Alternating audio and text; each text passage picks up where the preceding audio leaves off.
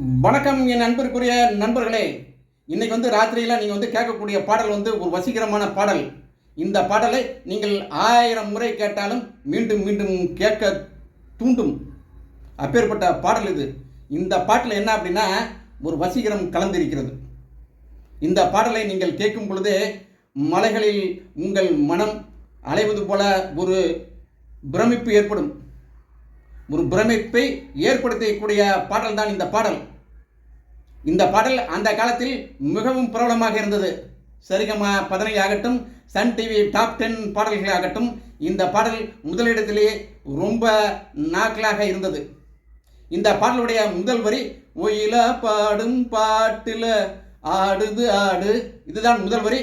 இந்த பாடல் இடம்பெற்ற படம் சீவலப்பேரி பாண்டி. இந்த பாடலை எழுதியவர் கவிஞர் வைரமுத்து. இந்த பாடலை பாடியவர் கே. சித்ரா.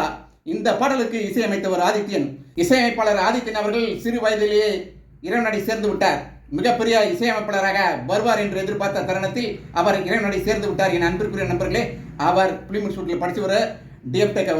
அவர் மிக பெரிய இசையமைப்பாளராக மாறுவார் என்று நினைத்தோம்.